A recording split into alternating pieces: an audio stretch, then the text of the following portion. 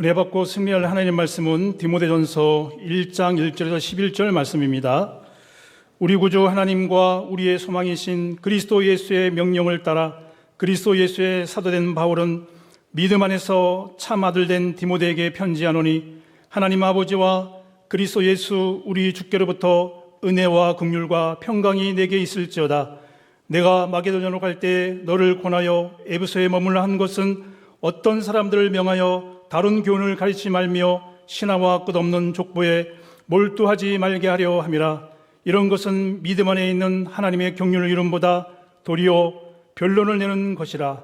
이 교훈의 목적은 청결한 마음과 선한 양심과 거짓이 없는 믿음에서 나오는 사랑이거늘, 사람들이 이에서 벗어나 헛된 말에 빠져 율법의 선생이 되려 하나 자기가 말하는 것이나 자기가 확증하는 것도 깨닫지 못하는도다. 그러나 율법은 사람을 그것을 첩복하게 했으면 선한 것임을 우리는 아노라.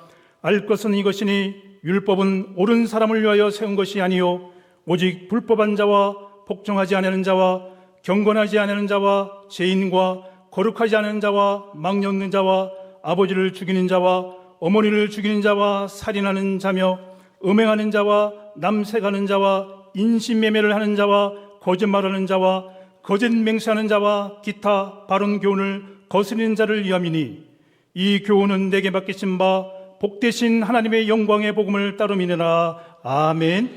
신앙고백합니다. 주는 그리스도시요 살아계신 하나님의 아들이십니다. 아멘. 서로 인사합시다. 성경적 신앙생활 합시다.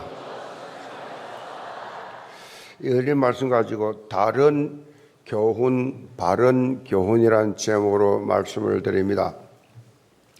지난주일까지 데살로니가 전서의 말씀을 살펴보았는데, 이번 주일부터는 이제 디모데전서를 살펴보겠습니다. 데살로니가 후서, 이 후서를 건넜던 이유는 데살로니가 전서를 통해서 예수 그리스도의 재림에 대해서 그렇게 하신 말씀을 후서에서는 반복을 그렇게 하고 있기 때문에 건너뛰었어요. 당시 예수님께서 다시 오신다는 지식을 가지고 있던 데살로니가 교회 성도들은 재림에 대해서 많은 오해를 그렇게 가지고 있었어요. 재림에 대해서 자기 소견대로 그렇게 해석을 하다 보니까 이제 이렇게 삶 자체가 흔들리기 시작했어요. 특별히 예수님께서 재림을 하시는데, 재림이 임박했는데 일할 필요가 뭐 있냐, 직장 다닐 필요 뭐 있어, 사업할 필요 뭐 있냐, 열심히 오시는데 그러면서 직업을 다 버리는 이런 일들이 생겼어요. 바울은 여기에 대해서 예수 그리스도의 재림을 기다리는 삶, 예수님이 다시 오시는 건 확실하다. 그런데 올바른 재림 신앙을 가지고 있어야 된다라고 하는 것을 지금 우리에게 전달하고 있어요. 재림 신앙은 막연한 그런 기다림의 삶이 아니고, 예수님이 언제 오실지 때와 기한은 우리가 알 수가 없어요. 분명한 사실은 예수님께서 다시 오신다는 것이고, 하나님의 자녀이 된 우리는 부활 소망을 가지고 깨어있는 삶을 살아라. 영적으로 깨어있는 삶을 살아야 한다라는 강조예요. 마태복음 24장 14절에 보면 예수님께서 이렇게 말씀하십니다. 이 천국 복음이 모든 민족에게 정언되기 위하여 온 세상에 전파되리니 그제야 끝이 오리라. 예수님이 언제 오십니까? 몰라요. 아무도 몰라요. 언제 오십니까? 예수님께서 말씀하신 것은 모든 민족에게, 땅끝까지 만민에게 복음이 증거된 후에야 끝이 오리라. 그렇게 말씀하셨단 말이에요. 그래서 이 예수님이 언제 오시느냐에 대한 힌트죠. 힌트. 언제 오실 것인가에 대한 힌트를 준 거지요. 우리는 천국 복음이 모든 민족에게 증거될 때까지 온 세상에 전파될 수 있도록 우리는 도전을 받아야 된다. 그래서 이번 주간에 뭐 합니까? 선교, 세계 선교 대회. 세계 선교 대회가 뭐예요? 예수님 재림을 그렇게 기다리는 자들이 하는 거예요. 그래야 빨리 예수님 오시니까 세계 선교 대회, 이 새로운 시작이라는 주제로 진행이 되지요. 우리 교단 차원에서는 특별한 의미가 있는 제목이지요. 새로운 시작. 주중에 다양한 선교 행사가 펼쳐집니다. 선교 행사가 펼쳐지니까 이제 여러분들이 이번 주간에는 수요일부터 월요일 화요일은 좀 쉬시고 수요일부터 매일 교회 온다 주일까지 그렇게 생각하면 돼요. 그러니까 수요일 날 오후 2시부터 이제 고신척 이단대책 위원장, 합동적 이단대책 위원장 이 와서 그렇게 참 성경적 신앙생활에 대해서 이렇게 교리적으로 그렇게 강의를 하실 것입니다. 또 수요일 날 쭉 계속되고 목요일 또 아침부터 뭐 이렇게 특강인들이 그래도 이름 있는 그 특강들이 쫙 그렇게 선교사를 복을 비롯해서 진행이 되고 금요일 날 이제 본격적으로 이제 본대가 시작이 되지요. 여러분 주보 광고를 잘 보시고 요번 세계 선교 대회는 전 교인이 다 참석하는 게 좋아요. 다 참 신앙에 도움 될 겁니다. 아마 주일날만 오는 분들은 생전 처음 볼 거예요. 그 지금 이게 준비된 프로그램이 너무 많아요. 뮤지컬도 지금 오래전부터 준비를 해가지고 그렇게 아주 작품을 남깁니다. 어디 내놔도 괜찮을 정도로 지금 준비를 다 하고 있기 때문에 또 그리고 이제 교회 와서 이 먹거리도 마당에 쫙 있기 때문에 배고플 일은 없습니다. 그리고 오셔가지고 행사에 많이 그렇게 참석하고 축제. 야, 교회가 이런 것이 교회구나. 교회가 하는 것이 이런 것이구나. 제대로 좀 여러분이 참여해서 이번 주간에는 영적 심령의 부흥이 좀 일어나기 바랍니다. 오늘부터 살펴볼 디모데전서는 디모데후서 디도서와 함께 목회 서신이라고 부르는 말씀이에요. 이 서신은 18세기에 이르러서 공식적으로 이거는 목회 서신이라 불려지는데 그 이유는 개인적으로 바울이 디모데에게 이렇게 보내 편지지만은 내용이 교회 조직과 감독 또 이 이단에 대한 경계 그때 이단들이 많았어요. 지금도 많지만은 이단들에 대한 경계, 교인들의 영적 생활적인 그러한 권면이 쫙 기록이 되어 있어요. 그러면서 구체적인 목회 지침을 신고 있는데 우리 목회하는 사람들은요, 이 바울이 선 이 목회 서신이 없으면 목회 기준이 없는 겁니다. 그래서 굉장히 어려움을 많이 당할 텐데 이 목회 기준이 있어서 서신이 있어서 이걸 참고하는 것이 얼마나 감사한지 몰라요. 물론 이 디모데서가 꼭 목회자에게만 좋은 것이 아니에요. 이 디모데서 하나님의 말씀이니까 구원받은 하나님의 자녀가 어떤 삶을 살아야 되느냐 구체적으로 내용을 밝히고 있습니다. 종교 개혁을 주도한 마틴 루터를 통해서 강조된 게 뭐냐? 종교 개혁 슬로건이 뭐냐? 만인 제사장을 주장했어요. 만인 제사장. 전에는 이 신부만, 전에는 그렇게 성직자들만 그렇게 제사장 역할을 했는데 예수 그리스도 오신 이후로 성경적으로 말하면 구원받은 하나님의 자녀는 다 만인 제사장이다. 그걸 강조해서 그게 개혁이에요, 개혁. 여러분 자신이 누군가를 아셔야 돼요. 나는 일반 교인으로서 그냥 설교 듣고 그냥 은혜 받고 가고 그게 아니에요. 저나 여러분이랑 똑같다니까요. 제가 여러분처럼 청년 시절도 있었고 청년의 회장도 했고 안수집사도 했고 장로도 했고 여러분들 교회 구역장도 다 해봤는데 어느 날 하나님 너 그러면 너 마음을 보니까 너 영적 상태를 보니까 너 올인해. 내게 응답이 뭔지 아세요? 풀타임 하나님 지금 하고 있지 않습니까? 아니야. 다 바쳐. 그걸 1년 동안 계속 들이시켰어요. 그러면 1년만 좀 봐주세요. 이래가지고 제가 부름 받아서 갔을 뿐이에요. 저는 사업이 망해서 간 사람도 아니고 뭐 특별히 무슨 다른 것이 있어서 아니에요. 하나님 부르시고 갔는데 그렇게 이제 목소 된 것이지 실제로는 우리 교회는 형제 자매들이에요. 아멘. 뭐 계급 있는 지위가 있는 게 아니에요. 여러분 자신이 여러분 누군가를 자꾸 이렇게 차별하고 나는 뭐 믿음도 없고 나는 뭐 병신도 없고 다 다 만인 제사장. 이게 종교개혁의 슬로건이었단 말이에요. 그래서 구원받은 하나님의 자녀는 모두가 다 제사장의 역할을 감당하는 삶을 살아야 된다. 사실 이 주장은요, 성경을 근거로 해서 나온 거예요. 베드로전서 2장 5절에 사도 베드로가 이렇게 권면하죠. 너희도 산돌같이 신령한 집으로 세워지고 예수 그리스도로 말미암아 하나님이 기쁘게 받으실 신령한 제사를 드릴 거룩한 제사장이 될지라.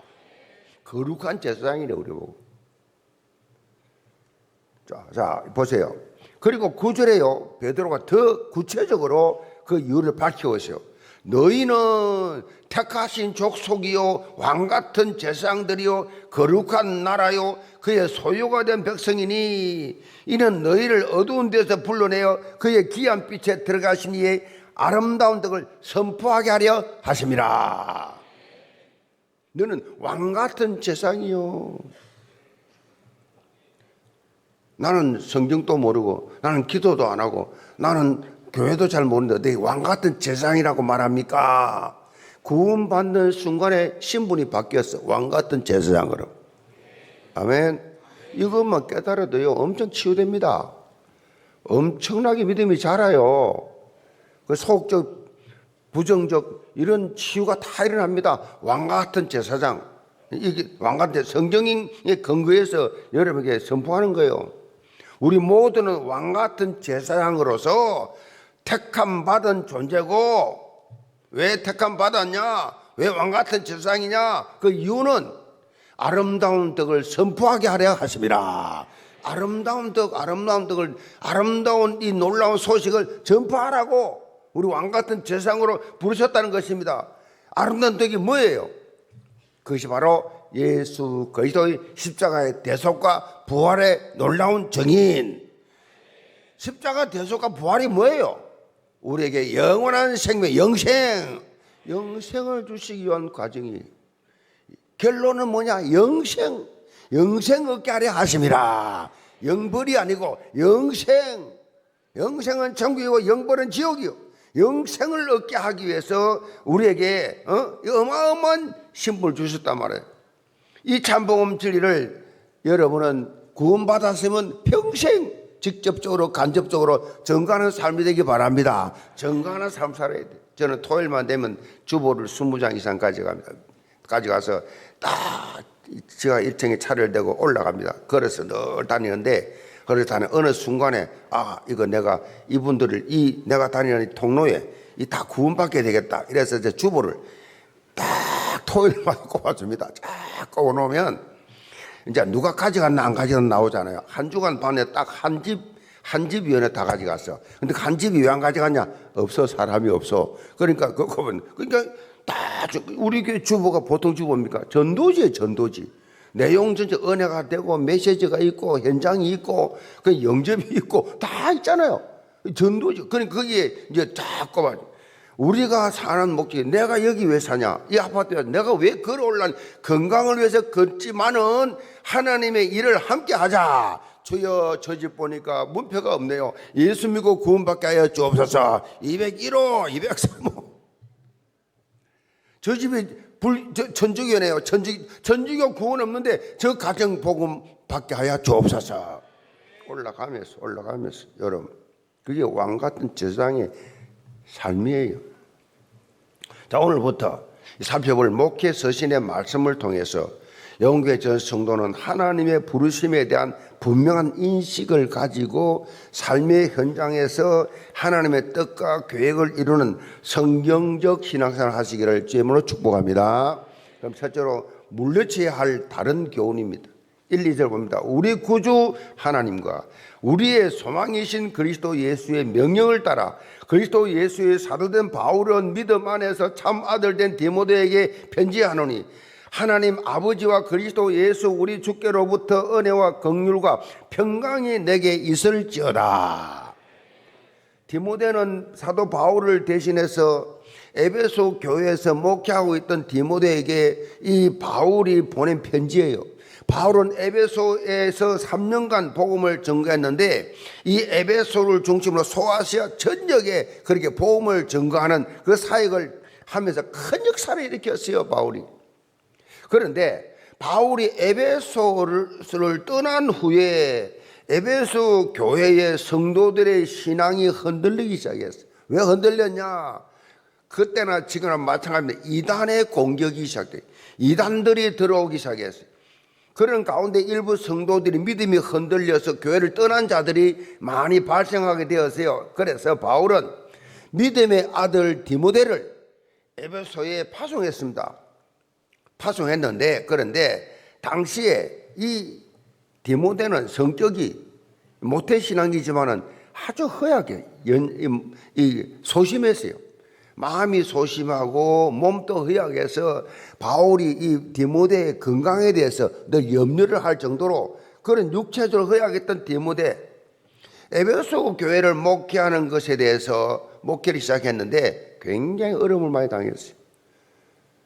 지금 뭐 이단 공격 들어오지, 막 갈등하지, 막 교회 떠나지, 막 이러니까 이 소심한 이 디모데가 얼마나 마음이 연약했던지 엄청나게 고생을 했어요. 그래서 바울은 디모데에게 참 부성애가 넘치는 위로와 격려의 말씀을 적어가지고 각종 문제, 이런 문제 저런 문제를 디모데가 말하니까 해결책을 다 그렇게 기록한 내용이에요. 바울은 디모데를 말하면서 뭐라고 표현했냐니까 믿음 안에서 참 아들 된 디모데야 이랬어요. 믿음 안에서 참 아들 된 디모데, 특별한 수식을 썼죠.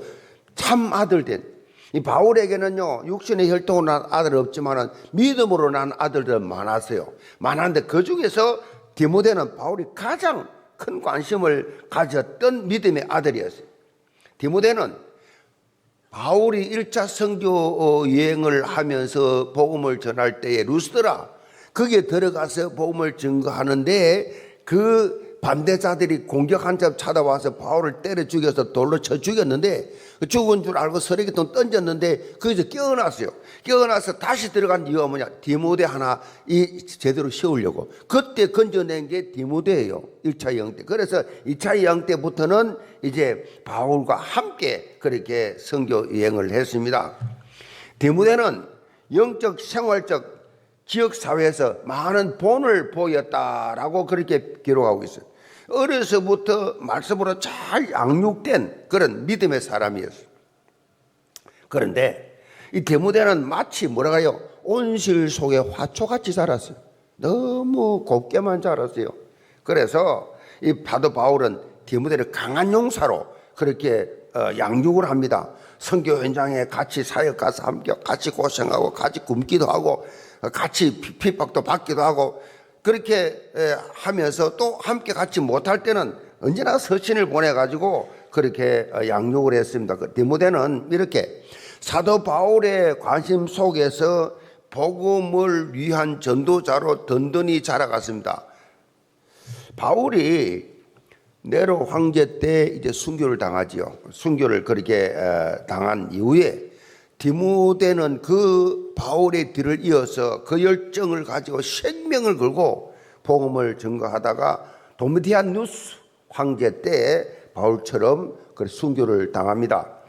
3절을 봅니다. 내가 마게도냐로 갈 때에 너를 권하여 에베소에 머물라 한 것은 어떤 사람들을 명하여 다른 교훈을 가르치지 말며 신화와 끝없는 족보에 몰두하지 말게 하려 함이라. 이런 것은 믿음 안에 있는 하나님의 경륜을 이름보다 도리어 변론을 내는 것이라. 사도 바울이 디모데에게 에베소 사역을 하게 된 이유 중 하나가 뭐냐? 다른 교훈 그랬어요. 다시 말해 거짓 가르침이 퍼지고 있는 것을 막기 위해서 그랬어요.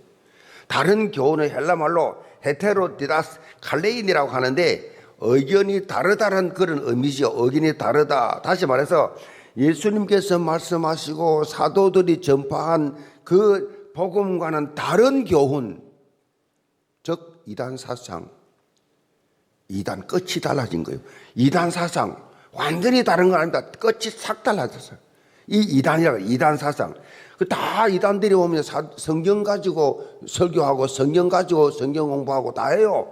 신천지도 마찬가지고 뭐 여호와 증도 마찬가지, 모든 이단들이 다 성경 가지고 하는데 해석이 끝이 딱 다르게 말해요. 그 이단이에요. 사도행전 20장에 보면 사도 바울이 이제 에베소를 떠나면서 이런 일들이 일어날 것을 미리 예견했습니다. 일어날 것이다.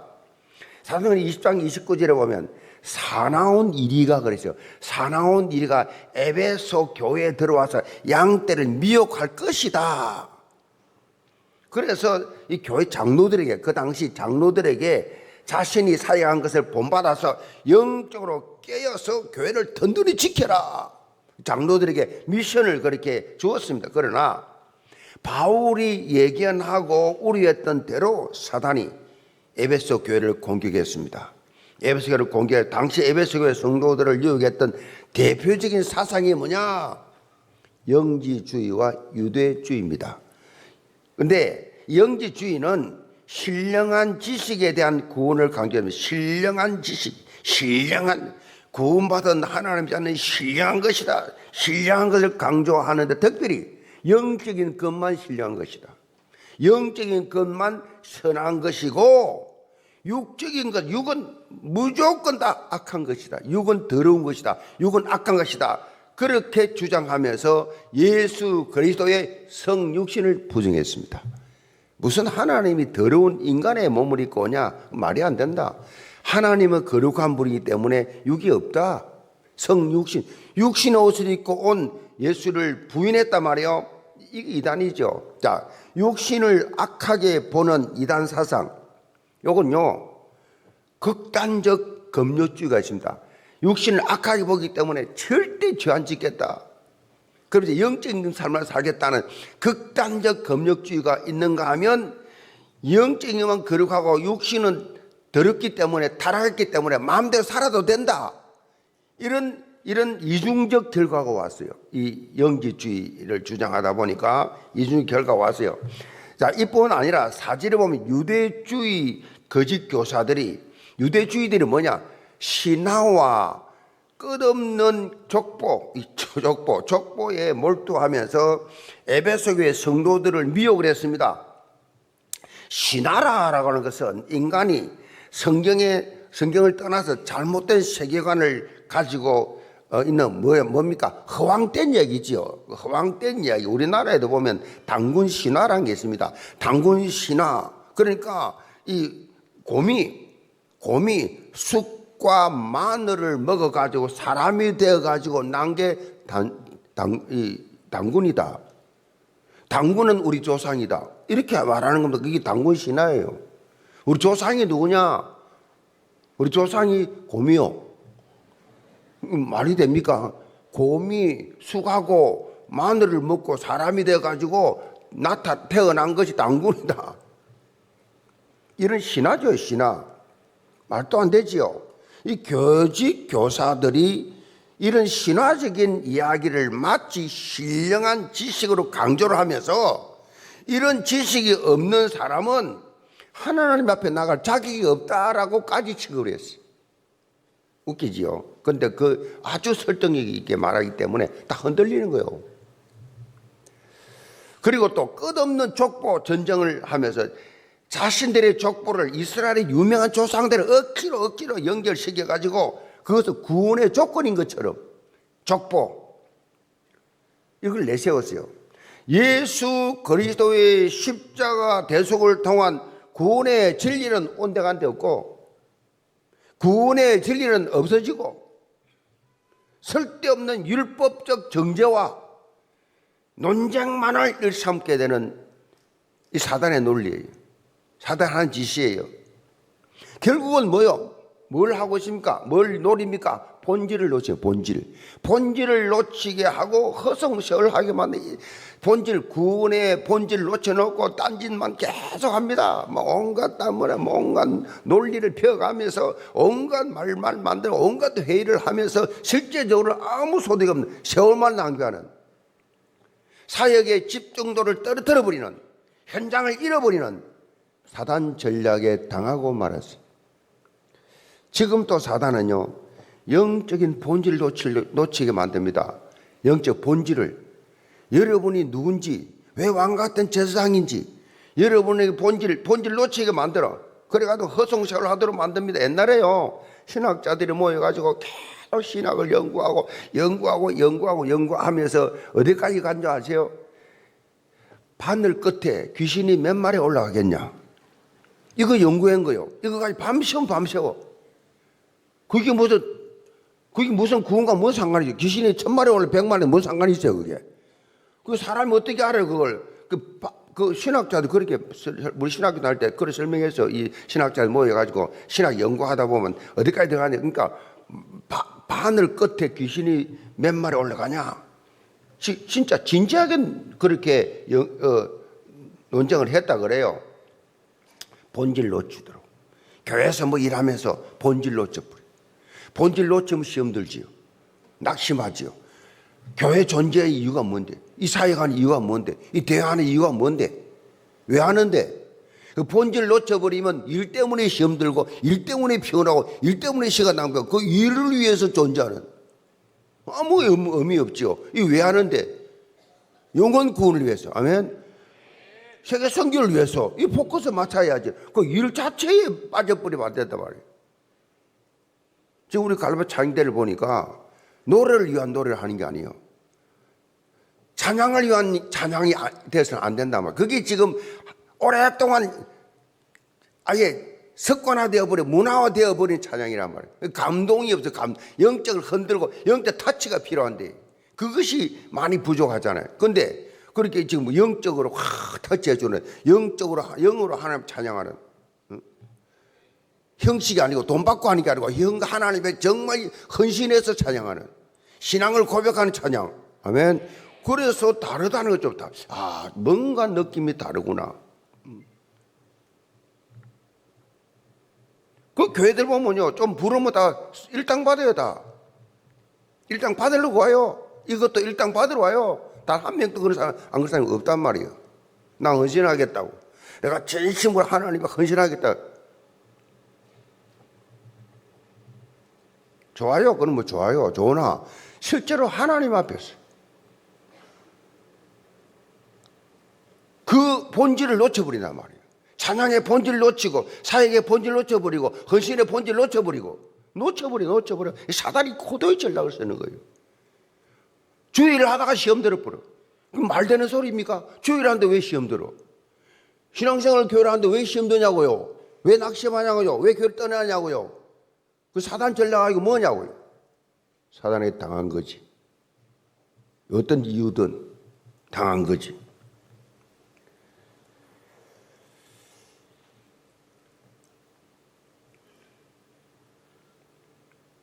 사단은 이렇게 4절 말씀처럼요, 하나님의 경륜을 이루는 삶이 아니라 변론에 빠지게 만들어요.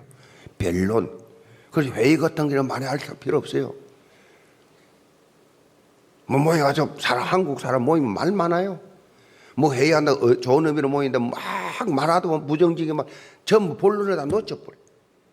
다 놓쳐. 변론에 빠져. 하나님의 경륜은 신학적으로 하나님의 거룩하신 뜻과 계획, 다시 말해서 세상 만물의 운행과 질서, 인간의 구원과 계획을 하나님의 거룩한 섭리를 설명하고 있는데, 쉽게 말하면 하나님의 모든 계획이 어디 있느냐? 영혼 구원에 있어요. 여기에 포커스를 맞춰야 돼. 다시 말하면 전도와 선교에 있어요. 교회 존재의 이유예요. 이거 누굴 위한 게 아니라고요. 신학적으로 표현하면 구속사 성취를 위해서. 응? 사단은요, 이런 영적 본질을 놓치고 교리적 논쟁, 여기에 빠지게 만들어서 교회가 모든 힘을 여기다 소진해 버리도록 속이고 있잖아요. 그래서 교회에서요, 이것도 놀라운데요, 교회에서 뭐 이렇게 물론 성경 공부도 좋고 뭐 다 이렇게 교사도 좋은데 성경 공부가 많아지면요 현장 안 가요.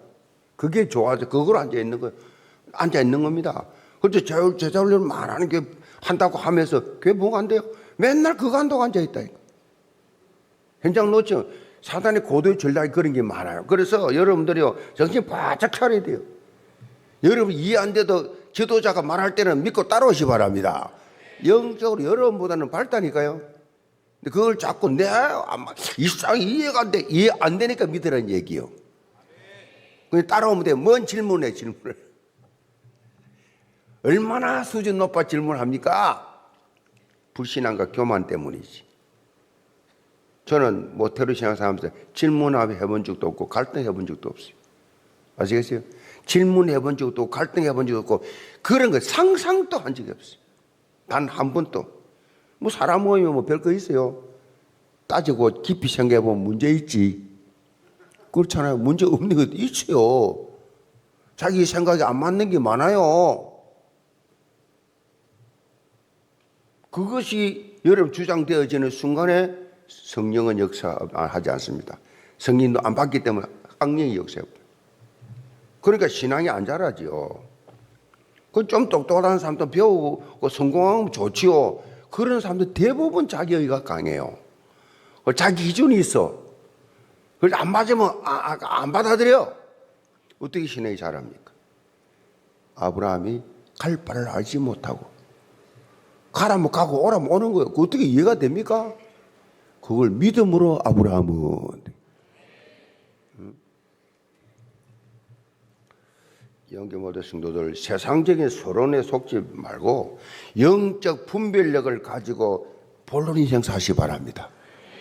그래서 하나님께서 현장에 예배해 놓으신 약속의 땅을 차지하는 참된 믿음의 사람들 다 되시기를 주님으로 축복합니다.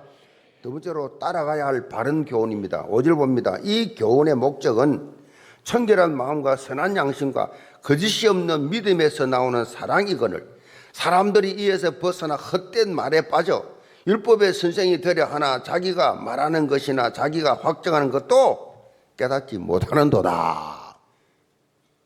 지가 말하고 주장하는 것도 지가 못 깨달아. 사도 바울은 하나님의 말씀을 맡은 사역자는 성도들을 그릇된 이단 사상에 미혹되지 않도록 권면해야 하고 그런 권면을 할 때는 어떻게 해요? 그리스도의 사랑으로 해라. 응? 미워서 막 하는 게 아니고 미워서가 아니라 불쌍히 여기는 마음으로 그리스도의 심장으로 사랑으로 권면해라. 그런데 이와는 반대로 당시 활동하던 많은 거짓 교사들은 율법을 빌미로 예수 그리스도가 아닌 자신을 드러내는 일에 전념했어요. 그러니까 율법을 이용해가지고 자신을 드러냅니다. 오직 예수 그리스도가 아니고 내가 보고 내가 여기에 빠져버렸어. 나 바울은 8절로 10절에 율법 자체는 뭐요? 선한 것이라고 밝히고 있어요. 율법이 나쁜 게 아니에요. 율법은 선한 거라고. 율법은 인간의 구원을 완성시킬 수 없지만은 구원으로 인도하는 뭐요? 초등교사 역할을 했다.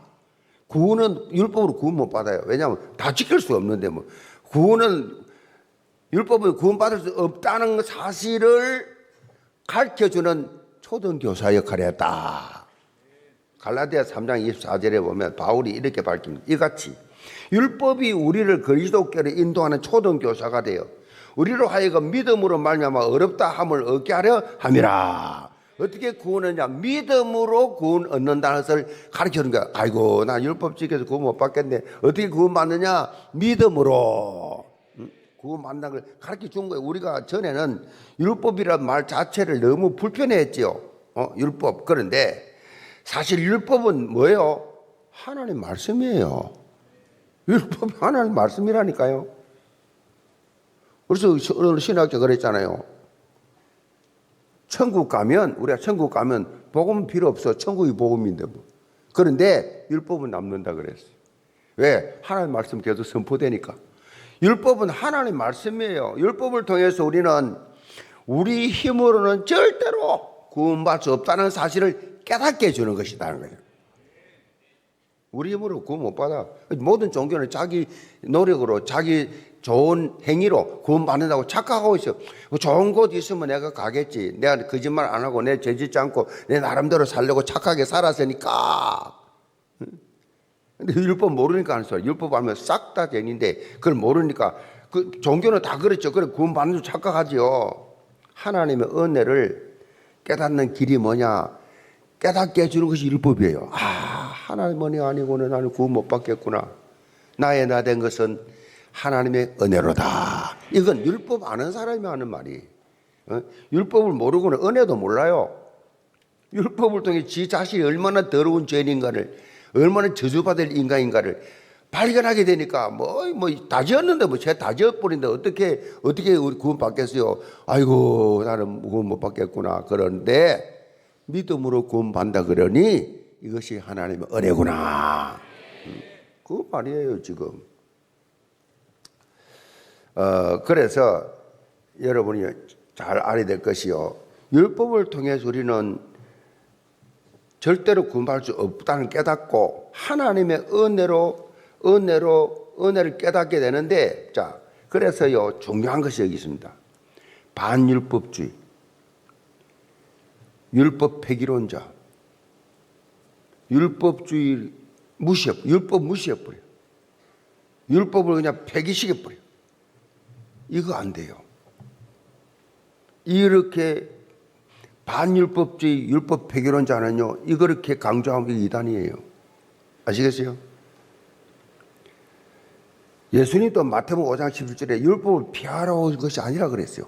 예수님도 율법 피하러 온 것이 아니라 뭐요? 완전하게 하려 하심이라고 그랬어요. 율법을 이루려고 해요, 이룰. 그렇게 바뀌었습니다. 사도 바울도 본문의 8절에 율법은 사람이 그것을 적합하게만 잘 쓰면 선한 것이다 그랬어요. 율법도 잘 쓰면 선한 것이다 그랬어요. 바울이 본문에 그랬잖아요. 자, 오늘 본문을 통해서 우리가 봐야 할 것은 결국 사단의 전략입니다. 이 사단 전략. 사단은요, 하나님이 주신 선한 것을 가지고 겸허하게 어떻게 합니까? 용도를 변경시켜버려요. 용도 변경을 시켜버려요. 그래서 자신이 그 영광을 가르치는데요. 종종 이 방송을 보면은요, 보도되는 것 중에 하나가 뭐요? 건축물에 대한 불법 용도 변경 이런 말이 나오잖아. 불법으로 용도 변경. 처음에 설계할 때는 집을 완벽하게 지어가지고 설계대로 딱 해가지고 그렇게 완전히 완공 허가를 받고 그렇게 사는데 안전하게 지었는데 살면서 자꾸 용도를 변경하는 겁니다. 용도를 변경을 하다 보니까 기반이 뭐래요? 흔들리잖아요. 자꾸 요걸 고쳐, 저거 고쳐. 자꾸 변경을 하다 보니까 나중에 대형 사고가 터질 거예요. 큰 건물일수록. 영적으로도요, 불법 용도 변경을 하는 기관이 있단 말이에요. 율법으로 자꾸 용도를 변경해. 처음에 안 그래서 완벽했어. 완벽했는데 어느 순간부터 자꾸 이 용도를 변경해. 예수 그리스도의 복음에서 벗어나면 대형 사고 터집니다. 예수 그리스도를 벗어나. 이단 사이비들의 가장 큰 특징이 뭐냐? 성경의 원래의 뜻과 다르게 변질되는 것입니다. 성경의 원래 뜻이 원래는 그리 됐는데 점점 시간이 갈수록 변경이 되면서 변질이 되기 시작해. 사도 바울은 본문 11절에 다른 교훈이 어떤 것인지를 구체적으로 밝히고 있어요. 11절에 이 교훈은 내게 맡기신 바 복되신 하나님의 영광의 복음을 따름이라. 복되신 하나님의 영광, 하나님의 영광을 따름이라. 바른 교훈은요, 하나님의 영광의 복음을 온전히 따르는 것이다. 하나님께 영광이 되는. 우리는요, 영적 진리인 복음을 용도 변경하는 데 있으면 안 돼요. 변경시키면 안 돼요. 복음을 위해서 이 복음을 통해서 자신의 유익을 구하는 것이 아니에요. 그리스도가 모든 문제 해결했다. 맞아요. 뭘 해결했는데? 그리스도가 모든 문제 해결했단 말이 무슨 말이냐고요. 우리의 구원의 문제를 다 해결했어요. 죄 문제, 저주 문제 싹 다 구원받도록 했어요. 그게 모든 문제예요. 그런데 이걸 어떻게 하려고 하느냐. 육신적으로도 마음대로 사도 다 해결했단다. 그리스도가 다 끝냈단다. 그리스도가 다 끝냈으니까 마음대로 살도 된다. 이렇게 이용을 해버려요. 용도 변경시켜버려요. 이래저래 막 살아도 된다. 성경적인 거 아니에요. 용도 변경한 거예요. 변질시킨 거예요. 복음을 이용해가지고 나를 유익하게 만드는, 나를 변정하는 그것이 아니라 온전히 하나님께만 영광 올리는 신앙인이 돼야 한다. 그런 뜻이에요. 우리가 속해 있는 대한예수교 장로개혁총회 교단의 이념 세 가지가 있습니다. 우리 교단의 이념 세 가지가 뭐냐? 바른 신학, 바른 교회, 바른 생활입니다. 오늘 본문의 각주에 보면요, 바른이라는 단어는 헬라말로 건전한이라는 뜻이지요. 건전하다 이 말을 좀 더 구체적으로 말하면요, 성경대로 사는 삶 이런 뜻이에요. 건전하다, 건전하다, 바로 살자 이러면 이런 뻗충만 거의 전부 사단 속임수예요. 변경시킨 거예요. 성경대로 살아야 돼. 바른 신학, 바른 신앙, 바른 생활, 성경대로 맞습니까? 그래 살아야 돼. 안 되면 살아야 되는데 안 사라진다. 어떻게 다 사라집니까? 사람이 육체를 가졌는데, 알고 짓는 죄도 있죠. 모르고 짓는 죄도 있는데 어디 사라집니까? 그래서 뭐요? 우리는 회개해야 됩니다. 그 교회 나올 때마다 하나님이 한 주간 지켜주신 것에 감사합니다. 이런 일을 저런 일 주님 보호하시고 지켜주신 거 감사합니다. 그러나 하나님 앞에 한 주간 동안에 알고 짓는 죄 모르고 짓는 죄가 이거 있습니다. 용서하여 주옵소서. 십자가의 보혈로 주님이 서신 가시관에 흘리신 피와 창으로 찔린 그 진한 피, 그 피가 내 죄를 인한 내 죄를 사기 위한 것입니다. 주여 나의 주홍같이 붉은 죄, 진홍같이 붉은 죄, 양털같이 눈같이 희게 하여 주옵소서. 회개해야 된다니까요. 바로 살라 그랬는데 바로 안 사라진 거 하나님 회개하고, 그것이 신학적 개혁주의가 표방되는 삶이에요. 영계 모든 성도들 이렇게 바른 교훈인 성경이 이끄는 삶을 살면서 현장을 변화시켜 나가는 성경적 개혁 신앙인 되기를 주님으로 축복합니다. 결론입니다. 지난 21일 프란치스코 교황이 선종했습니다. 자, 로마 가톨릭 천주교에서는 죽음을 선종이라 그래요. 선종이라는 표현하는데 그 뜻이요, 선한 죽음이라 그런 뜻입니다. 개신교에서는 하나님 불러가셨다 그래서 소천이라고 합니다. 소천. 자, 프란치스코 교황은요, 가난한 이들과 함께 가난한 일을 잊지 말라, 이 좌우명이었어요. 약자와 함께 걷는 삶, 청빈의 대명사였어요. 죽음을 앞두고 자신을 성 베드로 대성당 지하에 있는 화려한 무덤이 아니라 바티칸 외부에 있는 성모 마리아 대성당에 묻어달라. 그리고 우크라이나, 그리고 중동에 있는 이 전쟁 종식과 평화를 비는 마지막 유언까지 했어요. 이런 프란체스코 교황의 죽음을 전 세계가 애도하면서 전 세계 서밋들이 다 모여서 애도를 했죠. 정말 인간적으로 볼 때 이렇게 이처럼 선한 이불이 없지요. 그런데 영적으로 딱 보면요, 이 프란시스코 교황의 이 모든 삶은 다른 교훈이에요. 바른 교훈이 아닙니다. 다른 교훈이에요. 이걸 남겼어요. 성경이 금지하고 있는 동성애 커플 축복해주고 그들에게 모든 것을 다 해줘라. 공식 승인했습니다. 성경하고 틀린 얘기입니다. 치유해야죠. 그렇죠. 잘못된 걸 치유해야죠. 그걸 승인시켜 버렸어요. 천주교 교리를 보면요, 다른 교훈이 너무 많아요. 대표적으로 마리아는 원죄가 없다. 마리아는 원죄가 없어. 그렇게 주장하죠. 원죄가 없다. 마리아도 계집종이라, 본인이 난 계집종이라 그랬는데 마리아가 원죄 없다. 그리고 뭐라는 줄 아세요? 마리아는 중보자다 그랬어요. 여러분, 다음 주 생각하게 될 건데, 디모데전서 2장 5절에 하나님은 한 분이시요 하나님과 사람 사이 중보자도 한 분이시니 예수 그리스도라. 예수 그리스도 한 분 외에는 중보자가 없는데, 아니 마리아가 중보자래요. 그래서요, 천주교인들은요 전부 다 이 성당에 들어가면 입구에 누가 서 있냐? 마리아가 먼저 서 있습니다. 우리 아파트 바로 입구에 조그마한 성당이 있어요. 그 딱 마리아가 우상으로 서, 우상 자체도 들린 거지만은 마리아, 성모 마리아야 먼저 경배하고 들어가거든요. 이 프란시스코 교황이 마리아 숭배했어요.